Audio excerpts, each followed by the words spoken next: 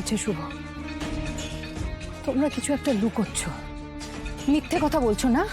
তুমি আর শাওন মিলে সবাইকে ঠকাচ্ছ, তাই না?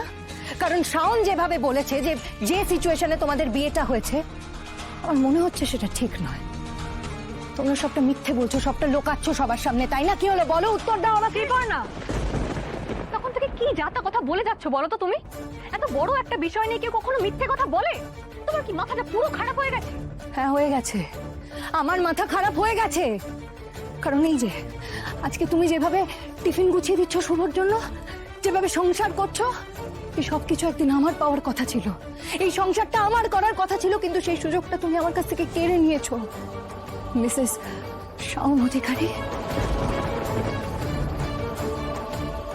আমার মনের ভেতর দিয়ে যে কি ঝড় বয়ে গেছে সেটা তোমরা কেউ জানো না।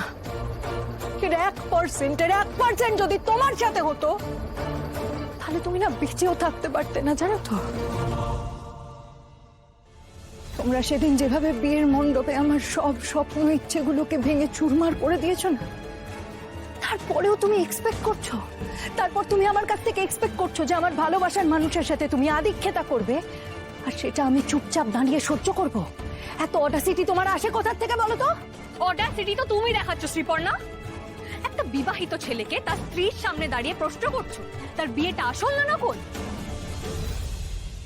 আরে তোমার মাথায় এই কথাটা একবারও আসছে না এই বিয়েটা নকল হলে আমি এতদিন এই বাড়িতে পড়ে থাকতাম না, শুভর নামে সিঁদুর পড়তাম না?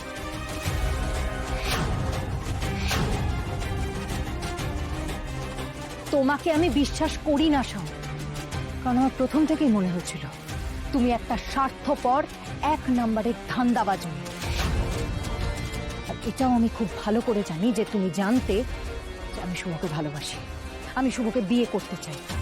আর যখন তুমি এটা জানতে পারলে যে শুভর আর আমার বিয়ে ঠিক হয়েছে, অমনি তুমি আমার প্রতি হিংসে শুভকে ফুসলিয়ে বিয়েটা করে নিলে।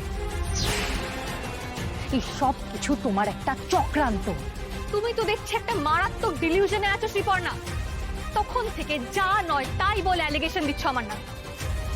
আচ্ছা সত্যি করে বলো তো, চক্রান্তটা আসলে কে করেছে, আমি না তুমি?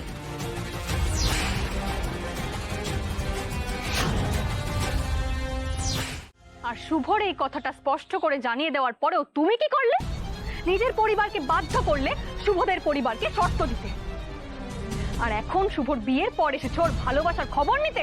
লজ্জা নেই তোমার? না, নেই, নেই লজ্জা আমার। আমি নির্লজ্জ, আমার ভালোবাসাকে পাওয়ার জন্য আমি নির্লজ্জ হতেও রাজি আছি। তোমার মুখ থেকে আমি শুনবো না কোনো কথা, কারণ আমি এটা বিশ্বাসই করি না যে শুভ তোমাকে ভালোবাসে। আজকে তোমার মুখ থেকে আমি কোনো কথা শুনবো না, যা বলবে শুভ বলবে। শুভ, কিভাবে তুমি শাওনকে বিয়ে করেছিলে বলো আমাকে, বলো, তোমাকে আজকে বলতেই হবে, বলো। শুভ কি চায় সেটা বোধহয় আমারও জানা দরকার। আমি যদি একবার জানতে পারি শুভ শ্রীপর্ণাকে পছন্দ করে, বিয়ে করতে চায়, তাহলে বৃষ্টি কুণালের পাশাপাশি আমি ওদের দুজনকেও এক করে দিয়ে যাব। তাছাড়া তুমি তো একজন প্রভাবশালী মন্ত্রীর মেয়ে, না? তোমার বাবার নিশ্চয়ই অনেক পোষা গুন্ডা আছে, বদমাইশ আছে। তাদের দিয়ে শুভকে জোর করে তুমি বাধ্য করেছিলে না বিয়েটা করতে, তাই না? এনাফ শ্রীপর্ণা, এবার একটু চুপ করো। করবো না, আমি চুপ করব না। শুভ, তোমাকে আজকে সব সত্যিটা বলতে হবে আমাকে, তুমি বলো। কিন্তু আমার না আর এসব সত্যি মিথ্যে পরিষ্কার করার কাউকে তো কৈফিয়ত দেওয়ার সময় নেই, এনার্জিও নেই। দেখো যাওয়ার হয়ে গেছে, এবার আমাকে একটু শান্তিতে থাকতে দাও, একা থাকতে। আমি যদি কোনো ভুল করে থাকি শ্রীপর্ণা, যদি তোমাকে আঘাত দিয়ে থাকি, তাহলে আমি তোমার কাছে ক্ষমা চাইছি। পারলে আমাকে ক্ষমা করে দাও। আর যদি ক্ষমা করতে না পারো শ্রীপর্ণা, তাহলে অন্তত দূরে সরে যাও। এই অশান্তিটা না এবার বন্ধ করো। আমার রোজ রোজ এই অশান্তি আর ভালো লাগছে না। চাবিটা দিন।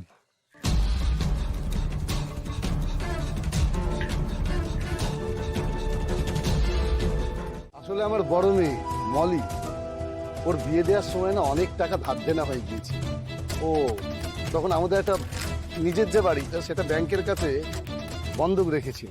এখন যদি অটো চালিয়ে কিছু টাকা রোজগার করতে পারি, তাহলে ওই ব্যাংকের কাছে বাজেয়াপ্ত করা বাড়িটাও ছাড়াতে পারবো।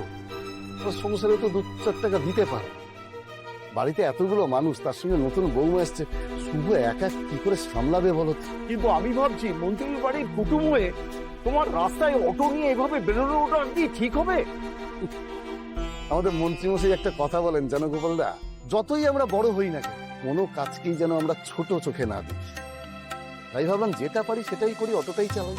তোমার এই কথাটা শুনে খুব ভালো লাগে।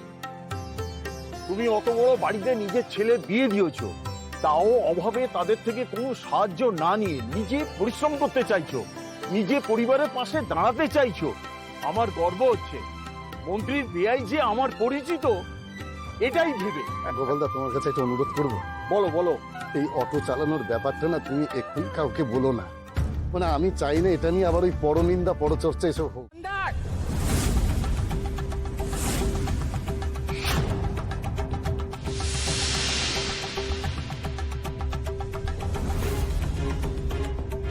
এত সাহস কবে থেকে হলো তোমার যে তুমি শুভর গায়ে হাত তুলতে যাচ্ছিলে, ওকে লাথি মারার চেষ্টা করছিলে? শোনো, ওর গায়ে যদি একটা আঁচড়ও পড়ে না, তোমার এই হাত পা ভেঙে গুঁড়িয়ে দিতে কিন্তু আমার 1 মিনিটও লাগবে না। মনে রেখো, তুমি এই বাড়ির পালিত পুত্র, আর শুভ এই বাড়ির জামাই।